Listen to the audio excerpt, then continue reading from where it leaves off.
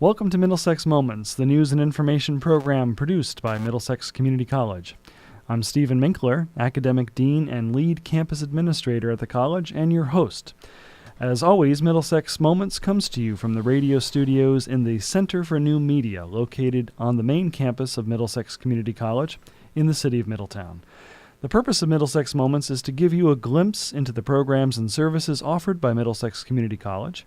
You'll meet faculty, staff, and students, and you'll learn about the ways in which the college partners with businesses, agencies, and schools to create a stronger community for those whom we serve. And it's my pleasure today to welcome to the Middlesex Moments program Dr. Victor Triay, who's Professor of History here at the college. How are you today, Victor? I'm doing just fine, Steve. Thank you for having me. And how's your semester going here at Middlesex? Well, usually this semester is always a good and bad. You're a little bit more tired than you are in the fall, but the days start getting longer, and I love that. So it's always good. I'm always having fun. As long as I'm teaching history, I'm having fun. And how long have you been teaching history? Teaching history? Well, my first year teaching history was 1988. So I'll let you do the math. That's what, 30 years, right? 30 years. 30 yes, years. I took yes, one sir. year off, and so I guess finishing 29 years teaching, 26 of them here at Middlesex. Okay. And where were you before Middlesex? Well, I graduated from University of Florida in 1988. It was a summer graduation, and that school year, 88, 89, I taught for 1 year with the Dade County Public Schools. I taught 11th grade United States history back home in Miami. And then when I went to graduate school up in North Florida, I went to Florida State in Tallahassee, and I lived there for 3 years in the area, and I taught 2 years at a private academy in the next county. And of course, you know, it's very southern up there and very rural, and this was actually in a rural county that I taught. It wasn't in the same county as Tallahassee. Had a great time there, taught for 2 years, coached football. And then after that, I pretty much didn't have to live there anymore to finish up my degree. It took a few more years, but I didn't have to live there. And that's when I got the job here. And I moved up here and finished my degree during my first 3 years here at the college. Okay. Well, moving from southern Florida to Connecticut must have been a bit of a culture shock. No, it's pretty much the same. No. Yeah, the weather's the same. Well, there's a lot of culture shocks, and sometimes things just grow on you and you don't even realize. I guess the first thing was the streets aren't straight. You can be anywhere in South Florida, and you know exactly if you're facing north, south, east, or west because all the streets are laid out perfectly. In Dade County, they're all numbered, so you can give me an address to a place I've never been before, and I'll find it because everything's very organized that way. And here, of course, all the streets are twisty and turny, and you don't know if you're going north, south, east, or west, and they don't even have the signs on the side of the street to tell you which street you're on. So that took a little bit of getting used to. We were talking earlier about when you greet someone here, I noticed very early that the first thing you do is comment on the weather, no matter what the weather's like.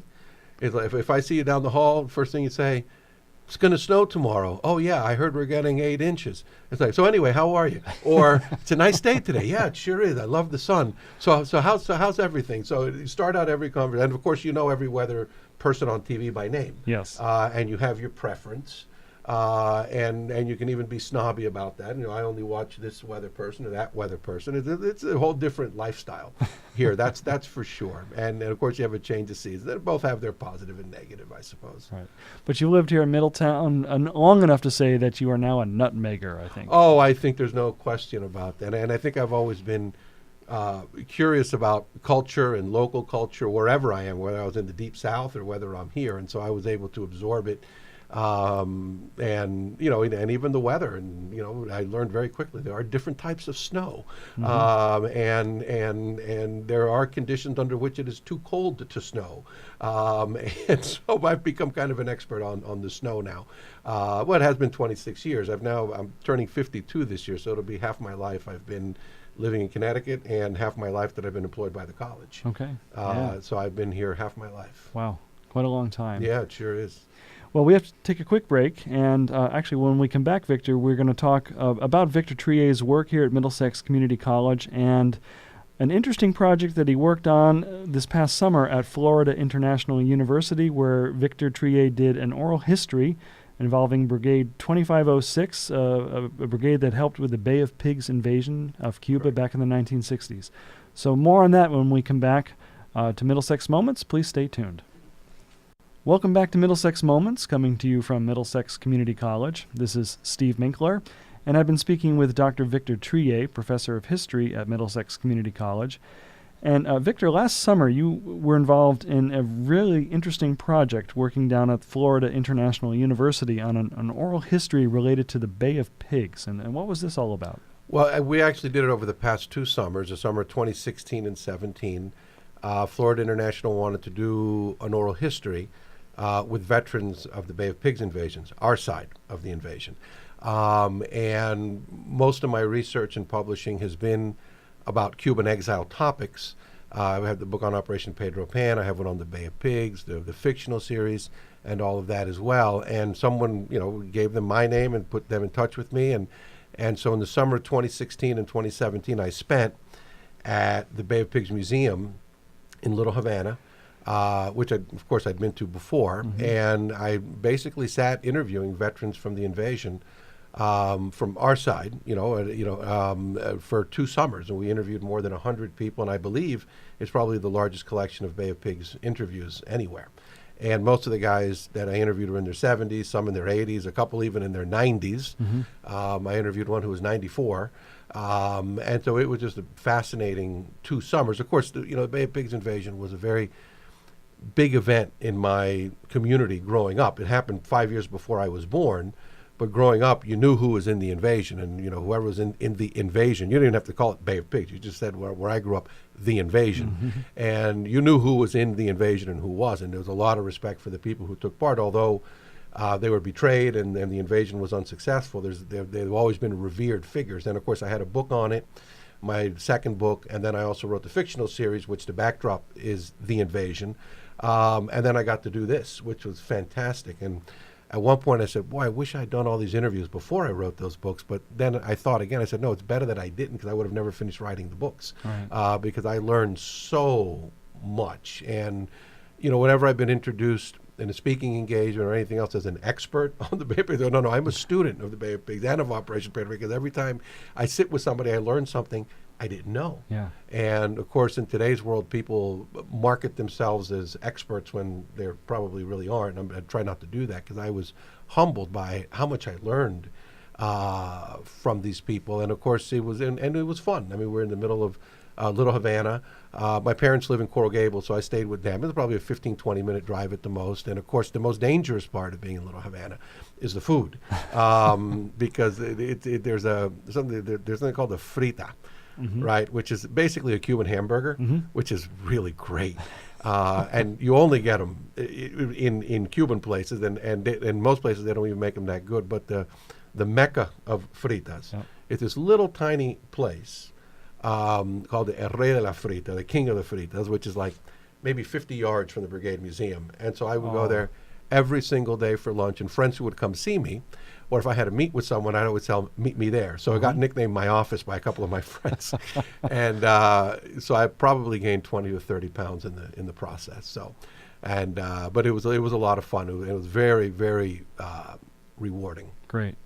Now, when you were interviewing the veterans mm-hmm. from the invasion, how difficult was it to get them to open up to you and to share some of the stories? Well, I developed a method. I've done oral histories in the past where I did a big preparation, a big briefing, and told them what we were doing, why we were doing it, and then all they'd have to tell me is what unit they were a part of.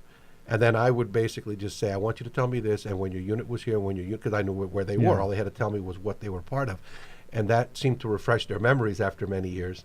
And I think probably due to the extensive briefing, a lot of times I just had to sit down and ask the opening question and then just provide prompts along the way. And I tried to speak as little as necessary, because it was all being recorded. And they pretty much, took up 98% of, which is what I wanted. I wanted them, I didn't want it to be, an interrogation type thing. Yeah. I wanted them to tell their story. And so we just set up the context for that to happen, and it happened wonderfully. Great. Now, when the recordings are all put together and all, is this really meant to be a repository as part of a library? Right. Well, it's with the Cuban Research Institute, and I believe they're going to be available to the public. But there's a lot of work to do before then. Okay. So, but it was a great experience, and I'm glad we got. Like anything, I think oral history is extremely important And there's all sorts of people and groups who haven't been interviewed that it would be nice to interview. And whenever I'm talking to somebody and it comes up, I say, it'd be great if we could interview those people there. What a good idea. Because unfortunately people pass away, and, Sure. and when they do, their stories go with them. Right. And most people don't record their stories or write them down, and they can be very useful. And, for future generations. Even here at the college, I would love to, interview everyone who was here at the founding of the college and to see what that was like. Because, even in a conversation today, I realized for some people, again, when I started here, I was the young kid. Most of my colleagues were older than my parents, right? So I was the youngest member of the faculty and the youngest member of my division for many years. But now I wake up one day and I realize that for probably 90% of the college, I'm the link between that generation and the current college, because then naturally they don't know anything about it because they just got here, and there's just a few of us who could even speak to that era. And it'll be nice to one day even interview those people, just to have it there for whatever reason, whoever would want to use it. Sure. And I think that the whole notion of storytelling is important in our personal lives. You don't have to interview veterans of an invasion, but you can interview your own parents or grandparents. Of course. And I remember I interviewed my grandmother, and my parents were up for Christmas, and I sort of informally interviewed my father, in the sense that I hit the mute on the TV and I turned on my cell phone tape recorder and asked him a few questions. But I have it there, and it's information that I didn't know, because I'd asked him something. He was answering. I said, "Wait, turn on the mute, turn this on," and I could have that. Things that are very, some of us have knowledge that's just part of our knowledge base, or know about relatives and people in our family history that the next generation doesn't necessarily know, or even contemporaries may not know. Right. That's very interesting, and I think for some people could be very enlightening. It's like, oh, I didn't know that, about the family history, or even, something that always interests me is when my ancestors went from Spain to Cuba, which wasn't that long ago, right? They weren't in Cuba that many generations. On the Triay side, not even one full generation. And fortunately, I've been able to, pinpoint where most of my ancestors were from Spain. Again, it was recent enough that we're able to do that. Even my last name isn't necessarily recognizable to most people as being Spanish, and I guess for some people it wouldn't, because it'll be Catalan, it'll be Catalonian rather than Spanish, if you believe Catalonia is a separate entity from Spain. Right. I'm not going to open that can of worms, that's for sure. And I'm detached from all that. And I think there's people all around us, and if you go to many communities and the Cuban American community, I think what I discovered when I moved to Tallahassee and I moved here, I would say things to people about my own family background, which isn't even that dramatic, of the whole communism in Cuba and coming in that. And people were just fascinated by it. I go, boy, if they hear some other people's stories that I know, they'll really be. Yeah. And that's when I started really, collecting stories from the community I grew up in, even though I'm 1,500 miles away, which in a way also benefits me, because I get the perspective of being of looking at it both from the inside and from the outside, which I think has been important. Absolutely. Well, I would think as a teacher of history, you said something earlier about how you're not an expert, but you're continually a student of history. But I think as the person who's, at least the teacher, the person in front of a classroom, there's a whole element of storytelling in everything that you do. Oh, yeah. Yeah, I mean, I think, and if you talk to my students, they'll tell you, yeah, it's like you're telling a story. Yeah. And I said, well, that's deliberate. And I even tell them, when someone asks you what you have Tuesday and Thursday at 11, just say you have story time. That's all you have. And I think if you tell it, I think storytelling, it's just a wonderful tool. Even if you listen to a minister or a priest preaching a sermon, if they start talking about theology and stuff, everybody, kind of fades away. But if you come in and tell a story, I say, I remember when I was a 10-year-old boy and my mom came, everybody's paying attention. Yep. So if you can frame things, even historical events, in the form of a story, even if they're tragic or whatever, you just get better attention, because people like stories about people, in spite of all our sophistication and knowledge of philosophy and technology and all the other, people just like a good story. Sure. It's like when you make a movie or write a book, right? It could be about anything. And people will take it. I mean, look what's happening. I haven't watched it, but now there's all this resurgence of Vikings. People love Vikings all of a sudden. We've known about Vikings for a very long time. Right. I don't remember anyone being particularly interested in them.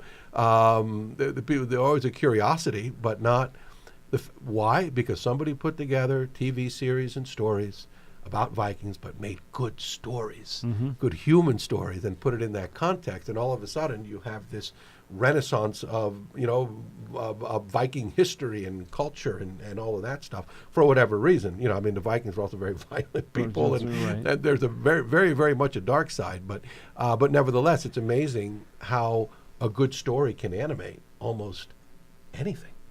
I mean, how you can take the most boring thing in the world, and if you can make a story out of it, suddenly people are interested. Absolutely. Yeah. Okay. Well, time for another quick break here with the Middlesex Moments Show. Again, you've been listening to Middlesex Moments from Middlesex Community College.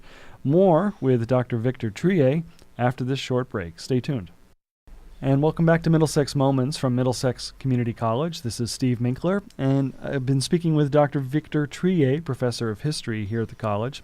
Before the break, we were talking about storytelling being an essential element of the teaching of history. And I think if you boil it down, Victor, really what history is the story of the evolution of the human race. Yeah, I guess you can look at it that way. And again, there's always a debate of what is history and what should history be.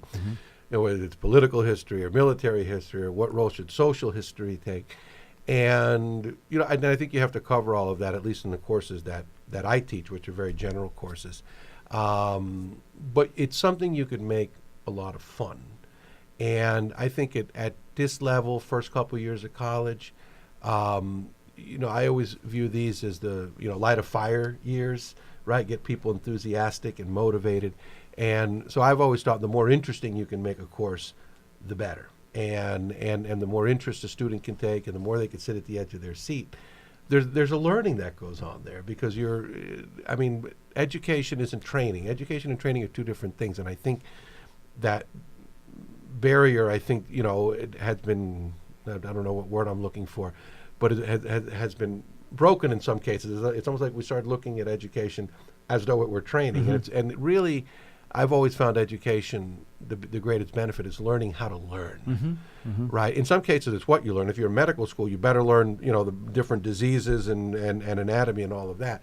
But a lot of it, just in the course of a normal college career, you forget the details of what you learned because you're not using it. But I think the most important long-term benefit is that you learn how to learn. In order to pass history, which you need to do to get a degree, you have to learn how to learn history. And that has an influence on your thinking. You're using parts of your brain that perhaps you didn't use before. In order to pass chemistry, you don't have to learn chemistry. First, you have to learn how to learn chemistry. So I think throughout college, we're learning how to learn. And I know most of the students who pass through my history course are not going to be historians, right? They're majoring in other things. And so the goal is to have them take an interest in it and have them learn how to learn it, so that when they do encounter it, they have a conceptual framework with which to absorb that knowledge, which I think is one of the things that happens, like with me in science. I never did well in science.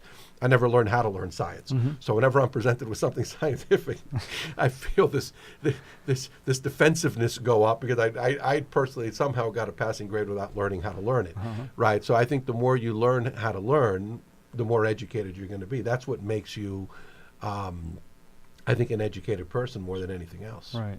Well, and obviously you've learned how to learn history because you have a doctorate in that and teach it here at Middlesex Community College. Right. So you're also an author of both fiction and nonfiction books in the realm of history. How do you make that leap from being a student of history to actually writing a book, a fiction book that's based on historical events? How do you make that jump? I think that's really easy, because I think that if you remain in the mentality of an enthusiastic learner, I think you maintain an awareness of what's interesting and what other people might find interesting. And so if you could, have a foot in each world where, I'm so excited by knowing something, I'm going to share it with you, right? Because it is exciting to know it. Not that I puff myself up and, like somehow I'm have this superior knowledge which I must pass down to you. No. It's fun to know, because you get to figure out a lot of other things, and if you can share that, and you can share that enthusiasm and that motivation to learn, it spreads, and I think if you can get other people to share it, And of course, when you're teaching, there's some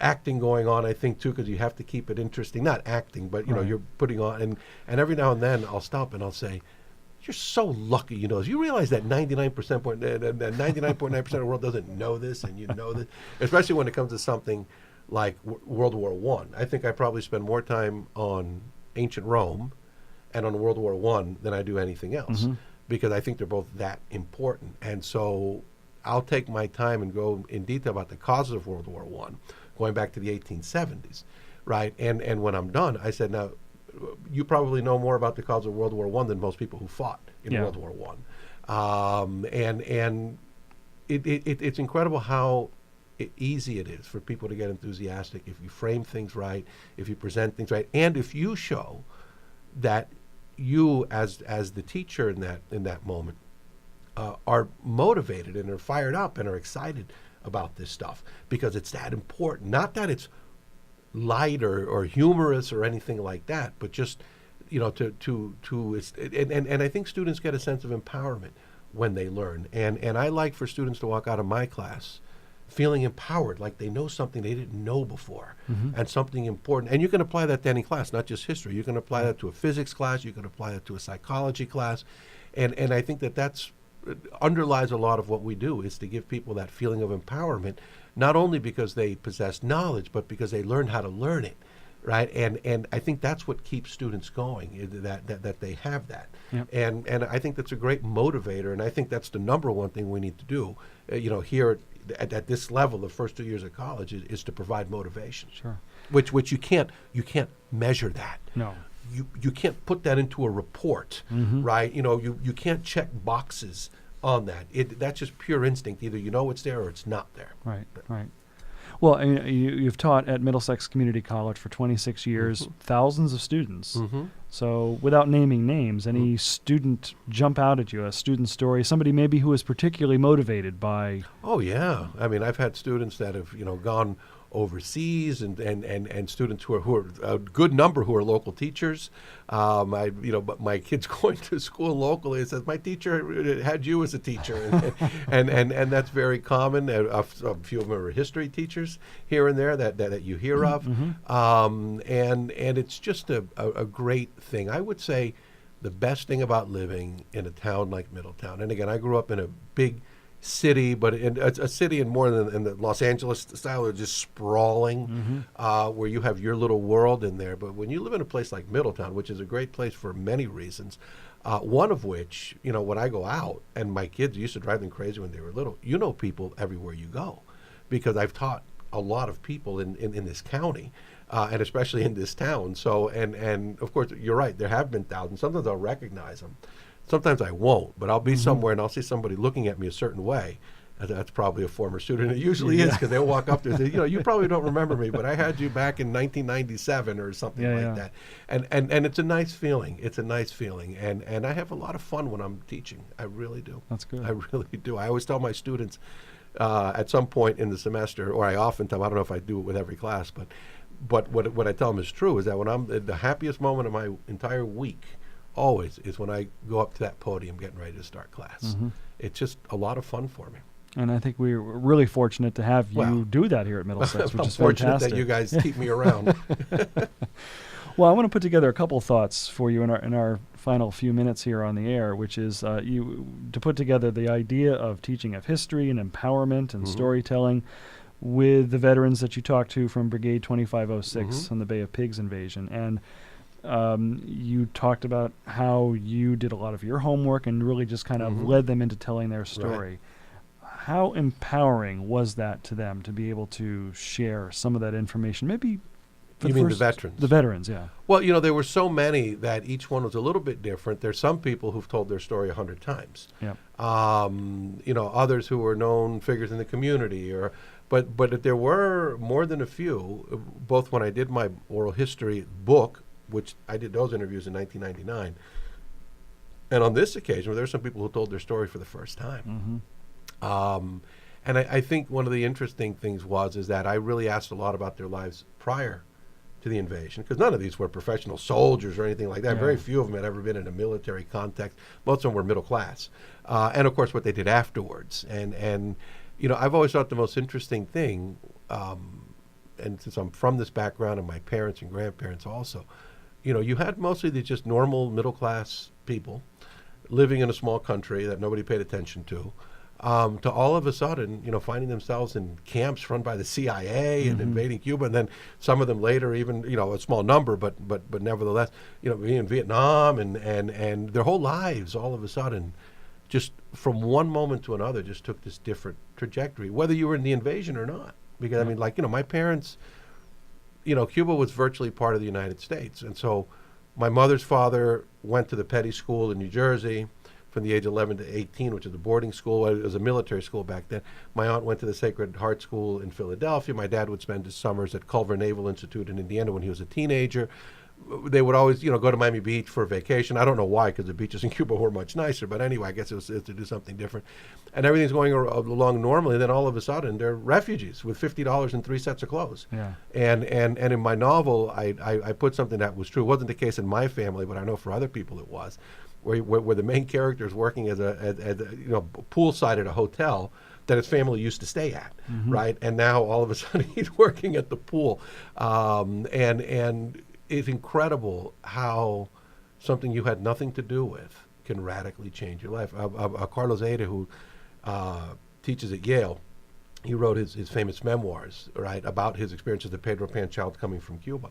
And I think he opens it, or there's a line in the book that says, I woke up on such and such a day and the world changed without my permission, right? Yeah. And it's true. It's incredible how much we take for granted that our lives pretty much every day it's a little bit different, and it just kind of evolves slowly. But, there are situations where all of a sudden your life has been evolving slowly and you're kind of a normal middle-class person. And next thing you know, you're at ground zero of the Cold War, and you're separate from your children, and your older son's in prison, and all, just from one day to another, just unexpected turns.